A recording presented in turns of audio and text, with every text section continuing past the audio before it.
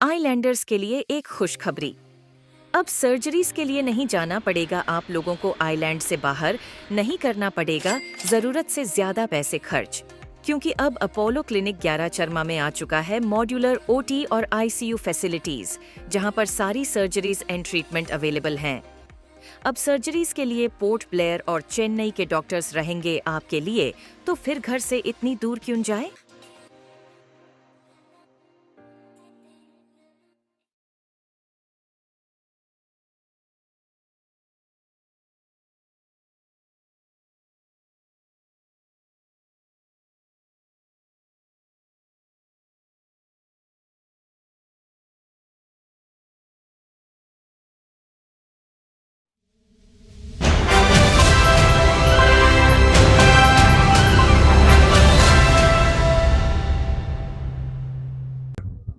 यहाँ में हमारे वाटर स्पोर्ट्स के बोट ऑनर्स जितने भी आए हैं, हमारे मीडियागन जितने भी आए हैं, सबको नमस्कार।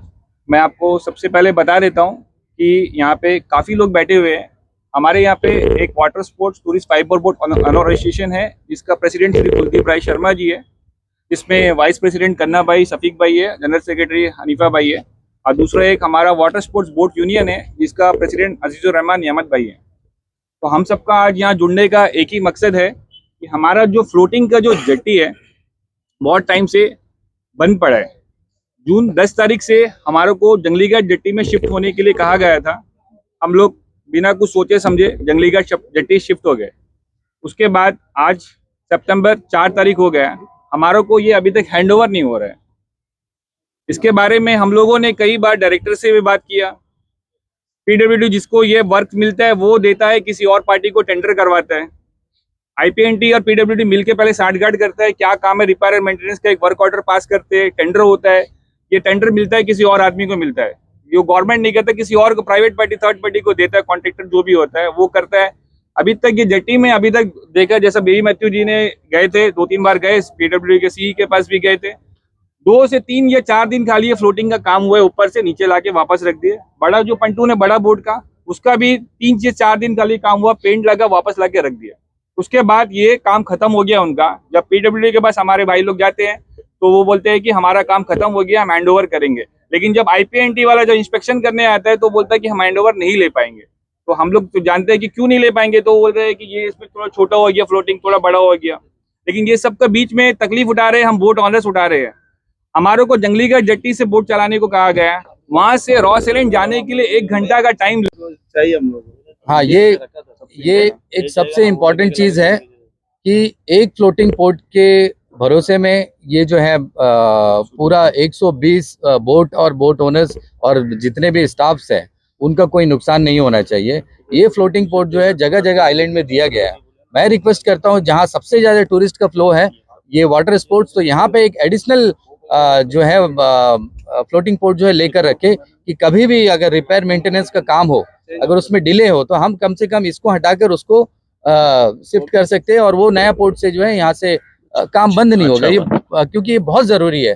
देखिए बहुत ऐसा छोटा, आप देखिए छोलदारी में मैंने देखा वहां पे एक फ्लोटिंग पोर्ट है, जबकि वहां से टूरिस्ट का इतना, सीपी घाट में, तो जहाँ पे टूरिस्ट का फ्लो नहीं है कुछ, यहाँ तो मतलब पूरे अंडमान में जितने भी टूरिस्ट आना है ये बालू के ऊपर है। तो आप कार्वेन स्कोप में दिया गया है, मगर बहुत ऐसे जगह में जहाँ पे एक दिन में 10-20 टूरिस्ट भी नहीं जाते, वहां भी फ्लोटिंग पोर्ट बड़ा से बना कर दिया गया। तो क्यों यहाँ पे 2 नहीं रख सकते हम यही कहते हैं कि आप लेकर रख लीजिए, और जब भी रिपेयर मेंटेनेंस का काम हो तो आपको ये बंद करने की जरूरत नहीं है। आप उसको वो पोर्ट से चलता रहेगा, नया पोर्ट से, बाकी ये रिपेयर होगा तो फिर इसको शिफ्ट करेंगे। और इसके लिए मैं एक बात जोड़ना चाहता हूँ कि इसके लिए कोई ऐसा वो नहीं है, कहीं भी देख लिया, चाहे हैब्लो को चाहे और कोई जगह हो, यहाँ में सिर्फ वाटर स्पोर्ट्स में हम सभी पर पैसेंजर को ऊपर में 20 रुपया पीएसएफ भी दे रहे हैं। तो ये हम इसका पेड भी कर रहे हैं। अभी जो आप फ्लोटिंग जेट्टी कर रहे हैं तो हम ही लोग ये वाटर स्पोर्ट्स वाले, और कहीं नहीं है। पर पैसेंजर अगर 10 टूरिस्ट अगर जाता है तो एक ट्रिप पे हम 200 रुपया पे कर रहे हैं। तो ऐसा हम पे भी कर रहे हैं सरकार को, एडमिनिस्ट्रेशन पे भी कर रहे हैं। तो इसीलिए ये जो अभी बताया गया है ये बहुत अच्छा तरीका है कि एक इसको स्पेयर में रखे, ताकि कभी इस तरह अचानक अगर ऐसा कोई प्रॉब्लम हुआ तो उसको दूसरा फ्लोटिंग जेट्टी को हम यूज कर सकते हैं, ताकि टूरिज्म एक्टिविटीज में कोई तरह का प्रॉब्लम ना हो। ठीक है, मैं सबके तरफ से सफीक भाई को भी धन्यवाद देता हूँ। यहाँ आए वो और जितने भी हमारे बोट ओनर्स बैठे हैं, और मैं चाहूँगा कि आप लोग भी पीछे से एक आवाज़ लगाए कि हमारा प्रॉब्लम को जो है जल्द से जल्द एडमिनिस्ट्रेशन और IPNT और PWD जो भी है जल्द से जल्द इसको जो है सॉल्व करे। आधा दिन आया भी नहीं। हाँ, बहुत लोग नहीं आए। बेबी भाई इधर आओगे तो अपना बात बोलो ना, दो बात। अरे यार तुम CS कुछ बोलना है बोलो ना, चीफ सेक्रेटरी साहब से मिला बोलो। हम लोग एसोसिएशन की तरफ से हम लोग गया था, CS से मिला था, DC से मिला था, IPNT सेक्रेटरी से भी मिला, IPNT डायरेक्टर से भी मिला, लेटर भी दिया हुआ है। अभी तक हम लोग को उस पर आश्वासन नहीं मिला। बहुत बार हम लोग गया था। अनीफा भाई दो शब्द बोलिए, बोलो अनीफा भाई तुम तरीके दो शब्द बोलो। ठीक है ठीक है ठीक है ठीक है ठीक है काका बोलेगा ना। सभी को नमस्कार। सबसे पहले मीडिया वाला को नमस्कार, जो कि हमारा जो कवरेज है, ये हमारा जो दर्द है, बोट ओनर्स एसोसिएशन जितने भी बोट वाले हैं उनका जो दर्द सुनने के लिए उन लोग मीडिया कवरेज के लिए आया, इसके लिए मैं सबसे पहले आप लोगों को धन्यवाद देता हूँ। हमारा सबसे बड़ा प्रॉब्लम यह है कि अभी जैसा भी हमारा भाई लोग जितने भी बताया है, जो प्रॉब्लम है, मेन प्रॉब्लम तो है वो अभी जितने भी बोट ओनर्स है ये बियर करते हैं कम से कम 3 महीना से ये बियर करता है ये जट्टी का प्रॉब्लम। एक्चुअली क्या है बोलने से, इसका जो एक्सपेंस आता है जंगली घाट से बोट चलने से कम 2 से 2,500 रुपये का पेट्रोल लगता है एक बोट वाला को।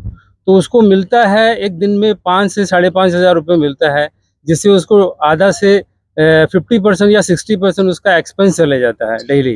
तो उसको बचता है कुछ नहीं है। तो इस सबका रोजी रोटी तो इसी के ऊपर भी है। कम से कम 400-500 फैमिली इससे चल रहा है डेली। तो प्रॉब्लम यह है कि हमारा जो जट्टी का काम जो है कम से कम 3 महीना पहले हमको यहाँ से शिफ्ट करके जंगली घाट भेजा गया, ताकि हमारा यहाँ पे बहुत जल्दी इस काम को मतलब हम लोग को काम करके हम लोग को हैंड ओवर करके दे करके आश्वासन दिया था। बट हम लोग को अभी 3 महीना होने के बाद भी ये जट्टी का काम जो है अभी तक कंप्लीट हुआ नहीं है। हुआ जैसा है, लेकिन बट हम लोग को इसका कोई हैंड ओवर नहीं किया। तो इससे हम लोग को अभी ये मेन प्रॉब्लम ये है कि हमारा लोकल टूरिस्ट जो है रॉस आइलैंड जाने के लिए, जितने भी लोकल्स है उनको रॉस आइलैंड जाने के लिए बहुत प्रॉब्लम होता है, ताकि वहाँ से जो है जंगली घाट से अगर रॉस आइलैंड जाना है तो कम से कम उसको 1 से 1.5 घंटा बोट में बैठ के रॉस आइलैंड जाने के लिए उतना समय चाहिए उसके लिए। तो वहाँ से रॉस के लिए कोई गेस्ट नहीं है। मान लीजिए अभी आज के टाइम में 20 बोट चल रहा है, लेकिन यहाँ से अगर वाटर स्पोर्ट्स से हमारा यहाँ से मूवमेंट स्टार्ट हो जाता है तो कम से कम एक दिन में 40 से 50 बोट जो है डेली चलेगा। तो इससे हमारा जो है रोजी रोटी सभी का जो है एकदम मतलब आगे के डेवलप हो जाएगा सबके लिए। आगे मतलब सभी आगे बढ़ सकता है ये मैटर ये मुद्दा को लेके। तो सबसे बड़ा प्रॉब्लम हम लोग को आज ये बियर करना पड़ता है कि यहाँ का जो जट्टी ना होने के कारण से हम लोग को जो है जंगली घाट से ये सारा प्रॉब्लम हर बोट वाला को ये फेस करना पड़ता है। तो हम आपके मीडिया के माध्यम से थ्रू से एडमिनिस्ट्रेशन से रिक्वेस्ट और विनती करना चाहता है कि हमारा जो ये फ्लोटिंग जट्टी जो है जितना भी जल्दी हो सके जल्द से जल्द, हम तो ये बोलता है कि कल अगर हो सके तो भी हम लोग को इसको हैंडओवर करा के देने के लिए मैं अपना एसोसिएशन के तरफ से सब जितने भी बोट ओनर्स है सबके तरफ से आपसे रिक्वेस्ट करता है एडमिनिस्ट्रेशन से कि जल्द से जल्द हम लोग को इसके हैंडओवर करा के देने के लिए कोशिश करने का रिक्वेस्ट करता हूँ। धन्यवाद। टाइम ऑफ कंप्लीशन कितना करता है और इसका जो काम जो करता है ये एपीडब्ल्यूडी काम करता है, इसका एग्जीक्यूट जो करता है एपीडब्ल्यूडी काम करता है। इसके बीच में हम सभी जो बोट ऑनर्स जो हम लोग जो एसोसिएशन वाले जाके लगातार मिले हैं, हमारे कन्ना भाई है, राज भाई है और बेबी भाई, इस तरह बहुत जन जाके जो चीफ इंजीनियर से मिले हैं, चीफ सेक्रेटरी से मुलाकात हुआ है, उनको चिट्ठी दिया गया है कि भाई ये जल्द से जल्द ये जो जट्टी है ये हमको हैंडओवर करे। अभी जिस तरह आपके सामने में बताया गया है कि इसमें बहुत सारी परेशानी है। जिस तरह यहाँ में जो बोट चलता है इसका जो डिस्टेंस है, जो हम लोग का नॉर्थ बे और जो आपका रॉस आइलैंड है, इसका जो डिस्टेंस है जंगली घाट से बहुत ज़्यादा है। और इसमें जो चलाना है, आप सभी को मालूम है कि भाई जितने भी लोग जो बोट लिए इसमें करीबन मैक्सिमम लोग लोन पे लिए है बोट, और लोन पे लेने के कारण में इनको जो उसका जो सोर्स ऑफ इनकम है उसको ना के बराबर है। वहाँ से जो इनका जो डिस्टेंस है टूरिस्ट को लेके जाना है रॉस बे और रॉस आइलैंड और नॉर्थ बे, वो बहुत ज़्यादा डिस्टेंस है, जिससे पेट्रोल और सबका जो एक्सपेंडिचर है उसमें बराबर हो जाता है। लेकिन फिर भी हम टूरिस्ट को परेशानी ना हो बोल के हम जो ये जो एसोसिएशन है ये बाकायदा अपना काम को कर रहा है। लेकिन मैं समझता हूं कि एडमिनिस्ट्रेशन को इसमें आगे आके थोड़ा सा पहल करना चाहिए। और ये जून से लेके आज यहाँ सितंबर हो गया, एक जट्टी अभी तक नहीं बना बोलने से ये बहुत ही शर्म की बात है। मैं समझता हूं कि इसको जल्द से जल्द करना है। जहां तक ये देखा जाए, हमारे प्रशासन के जो उच्च अधिकारी है, चाहे ऑनरेबल लेफ्टिनेंट गवर्नर हो, चाहे चीफ सेक्रेटरी हो, ये जब भी कोई भी अपने स्पीच में ये कहते हैं कि भाई जो आइलैंड का जो सबसे बड़ा बैकबोन है, जो फाइनेंशियल है, जो बैकबोन है, इनकम है, वो टूरिज्म है और फिशरीज है। लेकिन टूरिज्म का हालत इतना बद से बदतर है। अंडमान निकोबार में एक टूरिज्म ही एक ऐसा क्षेत्र है जिसमें कि जो अनएम्प्लॉयड यूथ जो इसमें जॉब कमा सकता है, इसमें कुछ अपना इनकम कमा सकता है, लेकिन उसका हालत आज इतना ठीक नहीं है। जैसा कि अभी आपके सामने में जितने भी जो एसोसिएशन के ऑनर्स है, एसोसिएशन के मेंबर्स है, बोट ऑनर्स है, आपके सामने में है और अपनी दर्द को मीडिया के माध्यम से एडमिनिस्ट्रेशन को बता रहे हैं कि भाई ये हालत है आज टूरिज्म का। इसीलिए मैं एडमिनिस्ट्रेशन के जितने भी अधिकारी, खासकर मैं टूरिज्म के जो हमारे डायरेक्टर साहब है और जो इसमें जो एग्जीक्यूट करते हैं, जो हमारे चीफ इंजीनियर है एपीडब्ल्यूडी के, मैं समझता हूं कि उनसे मेरा रिक्वेस्ट है कि ये काम जो एक छोटा सा काम है, बहुत ज्यादा बड़ा काम नहीं है, इसको जल्द से जल्द करे ताकि इससे हम सबको राहत मिले।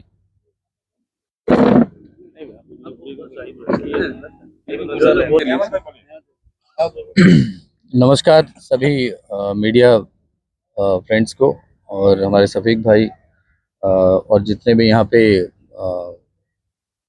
Private boat, tourist boat owner के जितने भी बोट चालक है, स्टाफ्स है, ओनर्स है, सभी को मैं स्वागत करता हूँ यहाँ पे।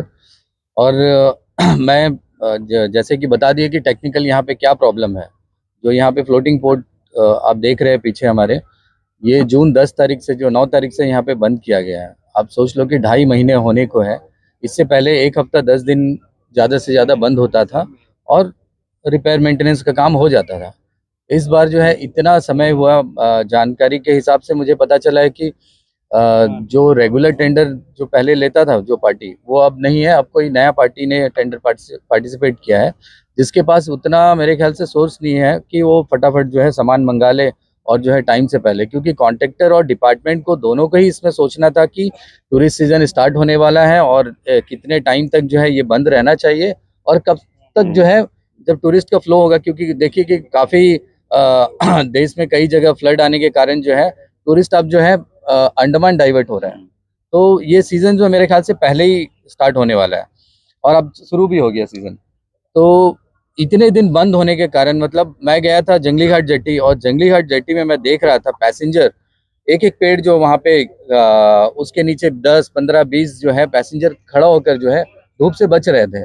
आप सोचिए कि डिस्टेंस देखिए ना, कि यहाँ से अगर बोट जाता है रॉस के लिए तो 7 से 8 मिनट और नॉर्थ में गया तो कितना 15 से 20 मिनट, 15 से 20 मिनट। यानी कि टूरिस्ट के पास ऑप्शन है कि अगर ये दोनों आइलैंड अगर उनको पसंद नहीं है, अगर सुबह 8-9 बजे वो निकले तो 11, 12, 1 बजे तक वो पहुंच जाएंगे, उसके बाद दूसरा एक्टिविटी कर सकते हैं। अभी आप सोचो कि टूरिस्ट के लिए कितना बड़ा नुकसान है। एक तो वो 4 दिन, 5 दिन, 6 दिन का पैकेज बनाकर आते हैं। अभी जंगली घाट जेट्टी में वो 1 घंटा वहाँ पे खड़े रहेंगे, उसके बाद जो है उनको वहाँ से 1 घंटा लगता है नॉर्थ में पहुँचने के लिए और वहाँ से आने के लिए फिर 1 घंटा, 1 घंटे से ऊपर भी लगेगा। अब दोनों आइलैंड कंप्लीट करके मतलब उसका पूरा डे जो है खत्म हो गया। और यहाँ पे देखिए कि कभी भी बरसात हो जाता है, अंधेरा हो जाता है, तो जो वाटर एक्टिविटीज़ है, आपको स्नॉर्कलिंग करना है, डाइविंग करना है, ये सब चीज़ में क्या है, आपको अंदर पानी क्लियर रहना, सन का लाइट होना, तो आपको अच्छा ये दिखेगा, कोरल्स वगैरह दिखेंगे, फिश दिखेंगे। अब टूरिस्ट का मतलब टूरिस्ट को भी परेशानी। अब दूसरा, हमारे जो बोट ओनर्स जो लोन में और कहीं से ब्याज में पैसा लेके, कहीं फ्रेंड सर्कल से मदद लेकर, कुछ कुछ करके अनएम्प्लॉयड यूथ जो है यहाँ पे बोट चला रहे। देखिए कि आप सोचिए कि यहाँ पे 700-800 का तेल से वो लोग नॉर्थ पे चले जाते हैं, वहाँ उनको 2500 का तेल लगता है जहाँ से इधर आने के लिए, नॉर्थ में आने के लिए। अभी 2.5 महीना से ये टिकट का रेट भी नहीं बढ़ाए और वही चार्जेस में जो है ये यानी कि पूरा टूर को कंप्लीट करके दे रहे हैं। ये लोग जो है मतलब टूरिज्म को डुबाने के लिए नहीं, बचाने के लिए काम कर रहे हैं। अगर ये चाहते तो वहां से वो अपना रेट जो है बढ़ा देते। टूरिस्ट को तो आने के बाद तो रेट बढ़ने से भी उनको जाना है, बट ये टूरिज्म का इमेज और ये देखते हुए कि हमको नुकसान हो रहा है, फिर भी जो है हम बर्दाश्त कर रहे हैं कि 1 हफ्ता में हो जाएगा, 10 दिन में हो जाएगा, 15 दिन में। आज 2.5 महीना होने को आ गया और जो है अभी तक ये फ्लोटिंग पोर्ट का काम शुरू नहीं हुआ। अभी हमारे कुछ भाई जो है जाकर चीफ सेक्रेटरी साहब से मिले, और कल ही मिले ना आप लोग, कल ही मिले, और सर ने भी कहा है कि जल्द से जल्द इनका काम होगा। डायरेक्टर से मिले, सीपीए से मिले, सभी से मिलकर जो है अपना डिमांड रखे, अपना प्रॉब्लम्स बताए, तो मगर सारे जगह से आश्वासन मिला है, मगर काम जो है अभी हम रिक्वेस्ट करते हैं हमारे एडमिनिस्ट्रेशन से कि जल्द से जल्द जो है इस पे गौर करे, एटलीस्ट ये फ्लोटिंग पोर्ट यहाँ से चालू कर दे। क्योंकि देखिए हमारे पास तकलीफ बहुत है, मतलब अभी सब अपना अपना तकलीफ बताना तो ये पॉसिबल नहीं है, मगर हम उनको रिप्रेजेंट करते हैं, हम बता रहे हैं कि ये लोग हमसे क्या क्या अपना तकलीफ शेयर कर रहे हैं कि हमको क्या प्रॉब्लम हो रहा है यहाँ पे। तो इसलिए हम सब मिलकर जो है हमारे एडमिनिस्ट्रेशन से रिक्वेस्ट करते हैं कि यहाँ पर थोड़ा ध्यान दीजिए, क्योंकि एक तो देखिए कि ये सामने हमारा एक टिकट काउंटर है, और परमानेंट नहीं है हमारे पास। हाँ, मतलब वहाँ पे ही टिकट काउंटर है, वही पेड़ की छांव के नीचे जो है लोग आकर ये टिकट लेते हैं। कोई जगह हमारा परमानेंट सेट नहीं है, कोई काउंटर नहीं दिया गया है। हाँ, हम तो ये भी डिमांड करते हैं कि एडमिनिस्ट्रेशन या आईपीएनटी हम लोगों को टिकट काउंटर बनाकर दे दे, हम उसको चार्जेस पे करेंगे ना, रेंट पे करेंगे। हमारा लोग वहाँ पर रहेंगे, वहाँ पे टूरिस्ट के लिए भी एक स्टैंडर्ड लगेगा कि भाई हाँ एक अच्छा। अब रास्ते में देखो, आप कभी भी कोई सफर शुरू करते हैं तो आप पहले देखते हैं कि वो बस कैसा है, वो ट्रेन कैसा है, वहीं से आपको पता चल जाता है कि आपका सफर कैसा होगा। तो आपका फर्स्ट इम्प्रेशन जो है आपका टिकट काउंटर है, वहाँ पे कैसा आपको टिकट काउंटर, कैसे आपसे टूरिस्ट गाइड और जो बोट ओनर्स आपसे बिहेव करते हैं, फिर उसके बाद आपका सफर शुरू होता है। मैं रिक्वेस्ट ये भी करूंगा कि ये उतना दूर तक जो है पैसेंजर यहाँ तक चल कर आता है, धूप इतना रहता है कि इवन आप लोग तो डेली आते हैं, हम लोग तो कभी कभी आकर विजिट करते हैं। ये कम से कम एक पार्ट शेड भी यहाँ पे बनाए, जैसे वहाँ पे बनाया बहुत अच्छा है, वो भी अब वेस्ट हो गया है, अभी उसका भी रिपेयर मेंटेनेंस का काम होना है।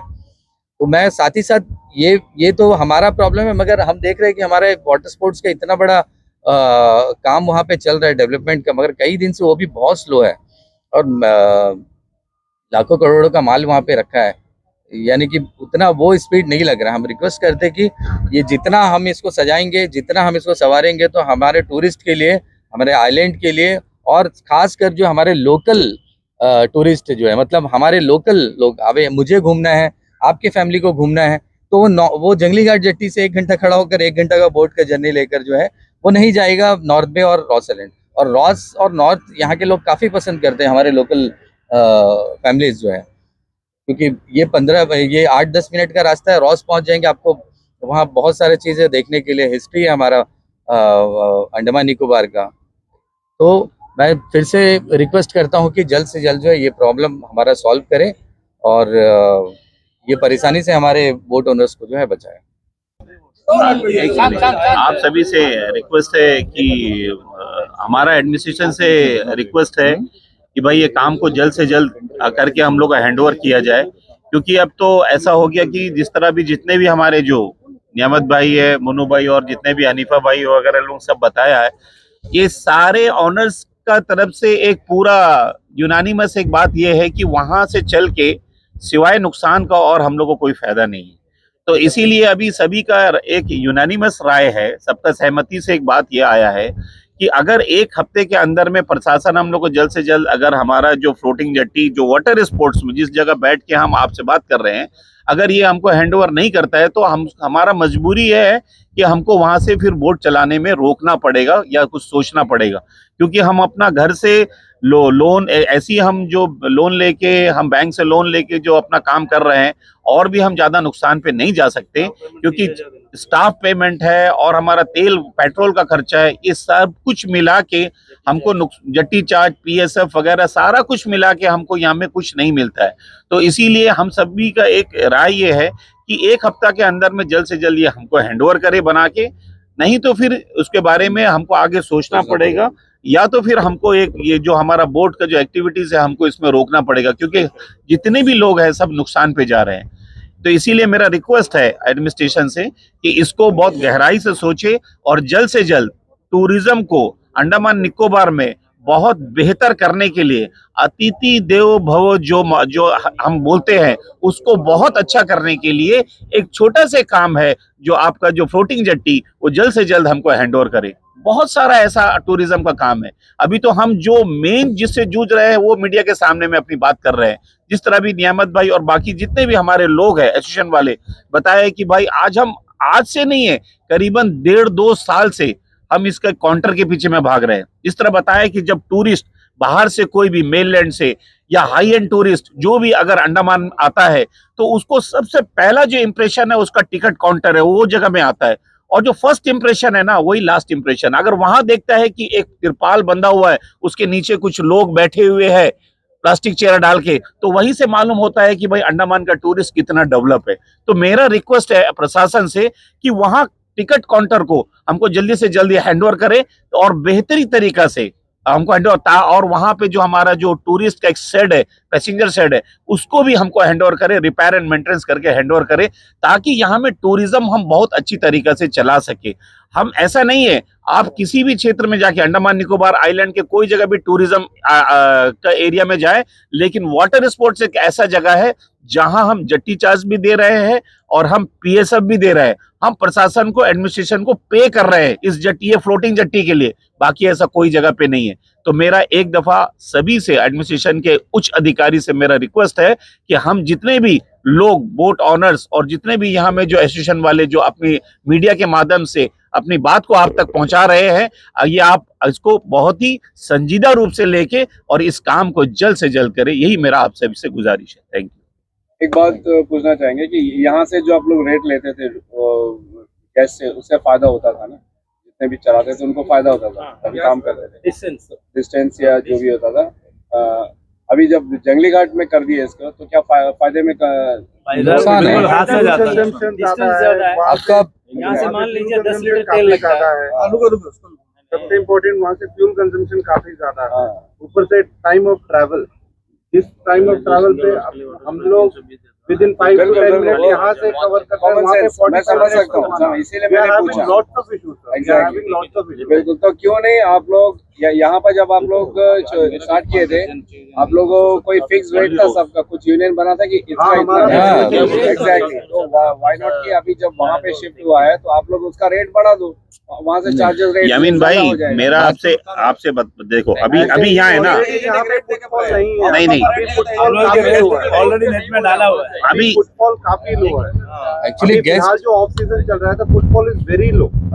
तो अगर उसी टाइम पे भी हम प्राइस बढ़ाने का सोचेंगे तो it is not possible at all. नहीं, एक्चुअली क्या है कि ये एक पैकेजेस रहता है, क्योंकि वॉकिंग गेस्ट तो कम आता है। लोग जब अपना होटल और ये टिकट बुक्स करते हैं अंडमान के लिए, उसी टाइम पे इनका ये सारा एक्टिविटीज का भी जो है बुकिंग हो जाता है। तो ऑनलाइन में उनका अचानक से ये सारा रेट बढ़ाना, और तो एजेंट गेस्ट देना बंद कर देगा, एजेंट के ऊपर में प्रॉब्लम आ जाएगा। तो ये सब एक्चुअली पूरा चेन सिस्टम है, एजेंट से लेके आपका अगर कोई ट्रैवल से गाड़ी चला रहा है, होटल से लेकर हर एक्टिविटीज, पूरा ये टूरिज्म का एक चेन है।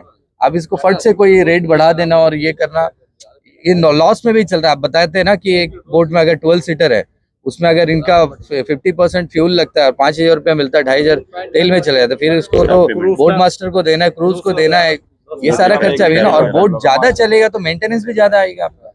तो इतने दिन से आप लोग वही रेट में वहाँ से चला रहे हैं सब लोग? बस यही आस में है कि अब हो जाएगा, मगर आप देख लीजिए कोई काम नहीं चल रहा है। अब बस वो इसीलिए हम लोग आपको इस जगह पर लाए कि भाई आप देखिए कि अभी कल परसों जब 1 वीक पहले जब मिलकर आए थे, तब 2-4 दिन के लिए काम शुरू हुआ, फिर बंद हो गया। मोस्ट प्रोबब्ली हम लोग को महीने में कितना 20 डेज ही ऑपरेशनल मिलता है। अदरवाइज साइक्लोन से कभी हम लोग हिट हो जाते हैं, वो हम लोग उसके वजह से सफर होते हैं। अभी कुछ और हो जाता है तो हम लोग कहीं ना कहीं से सफर ही हो रहा है। और दूसरी बात जो फेयर का मीटर है, सभी सफर ही हो रहा है। फेयर का मीटर जो हम लोग अपना मर्जी से नहीं कर सकते, वो एडमिनिस्ट्रेशन से अप्रूवल कर लेना पड़ता है। जैसा कि हम लोग पहले 670 था, 870 किया, उसको बकायदा उसको आईपीडी को इन्फॉर्म किया था, काम लिया है। अभी एडमिनिस्ट्रेटिव जो अभी टूरिज्म डिपार्टमेंट तो एडमिनिस्ट्रेटिव अप्रूवल दे दिया, जो इसका खर्च है वो पैसा दे दिया, तभी तो एपीडब्ल्यूडी उसको टेंडर किया। एपीडब्ल्यूडी डिपार्टमेंट जब उसको टेंडर किया तो उसका एक टाइम ऑफ कंप्लीशन तो रखा होगा। तो जून से लेके सितंबर तक तो ये फ्लोटिंग जट्टी का नहीं रखेगा, सवाल ही नहीं है। ये कोई सिविल वर्क तो है ही नहीं, ये तो खाली वहां से जहां से भी आपको मेनलैंड से अगर कुछ माल मंगाना है, मटेरियल्स मंगाना है, तो कितने दिन होएगा? जून से सितंबर तो नहीं लगेगा, जाहिर बात है उसका टाइम ऑफ कंप्लीशन तो कम होगा। तो वो जो कॉन्ट्रैक्टर लिया है वो तो काम इंजीनियर का है, वो एपीडब्ल्यूडी का काम है इंजीनियर का, कि उसको सही समय पे काम उसका खत्म करना, या तो उसका इनलिस्टमेंट को कैंसिल करना, उसको ब्लैकलिस्ट करना। अगर वो टाइम में काम नहीं किया तो उसको ब्लैकलिस्ट करना। अब ये बात तो हम लोग को साफ साफ समझ में आया कि टूरिज्म डिपार्टमेंट उसको पैसा जितना मांगा उतना दे दिया, लेकिन ये एपीडब्ल्यूडी काम क्यों नहीं करवा रहा है समय पे? तो इसमें लोचा, इसमें प्रॉब्लम क्या है, कहाँ में प्रॉब्लम है? तो इसीलिए आज हम लोग मीडिया के सामने में सब हाजिर हुआ है कि एडमिनिस्ट्रेशन को बताने के लिए कि भाई ये हमारा फिजिकली अभी तक हमको हैंडओवर नहीं हुआ है। अब आप उसको पैसा दे चुके हो, पीडब्ल्यूडी काम कर नहीं रहा है, और करा भी है तो 90% का 10% काम को बचा के रख के अभी तक हम लोग को हैंडओवर नहीं किया है। वो हैंडओवर तो टूरिज्म को करेगा ना, टूरिज्म डिपार्टमेंट हम लोग को देगा, तो ये अभी तक नहीं हुआ है। दूसरी बात यह है कि इसको पहले जो एग्जीक्यूट करता था, जो भी इस तरह जट्टी को, वो एलएसडब्ल्यू करता था। एलएसडब्ल्यू में ज्यादा बेहतरीन, ऐसा इंजीनियर तो सभी है, लेकिन पहले वो करते थे तो समय पे हम लोग को फ्लोटिंग जट्टी का काम किया वाला मिलता था। लेकिन ये फर्स्ट टाइम ऐसा हुआ है कि एपीडब्ल्यूडी के इंजीनियर्स को दिया है। हमें कोई आपत्ति नहीं है, हमको काम से मतलब है, चाहे कोई भी इंजीनियर करे, लेकिन समय पर हमको काम नहीं मिला, इसीलिए हम सब एकदम वो है, उदास है। और दूसरी बात जो अभी एक बात कर रहा, हम रिपीट कर रहे हैं कि इसके लिए इतना बड़ा, यहाँ में करीबन 100-150 बोट चल रहा है, बड़ा बोट भी है, 10+2 भी है, 100 सीटर भी है, सब है। एक फ्लोटिंग जट्टी से क्या है, उस करीबन आप 2 रखिए, एक स्पेयर में रखिए। इनकेस अगर यहाँ में आपातकालीन स्थिति में, इमरजेंसी में अगर कुछ होता है तो इसको रिपेयर में जाके दूसरा को वहां सेट कर दीजिए। तो मेरा ये रिक्वेस्ट है कि भाई इस तरह यहाँ करने से तभी यहाँ में टूरिज्म एक्टिविटीज में कोई प्रॉब्लम नहीं होगा। प्रशासन इसके बारे में सोचना बहुत ही जरूरी है। आप लोगों ने इतना देर हमारा कवरेज किया है, यहाँ पे हमारा डिमांड्स को सुना है, और पब्लिक तक, एडमिनिस्ट्रेशन तक जो है इसको पहुंचाने में आप मदद करेंगे। Thank you.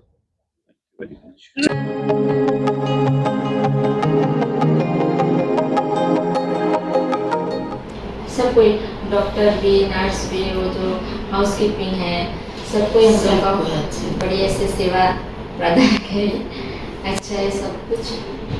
नहीं, सब कुछ अच्छा है सर, सब अच्छा से हुई है, सब स्टाफ भी सब अच्छे हैं, सब बढ़िया से करिए। हम लोग बहुत हैप्पी है, खुशी है।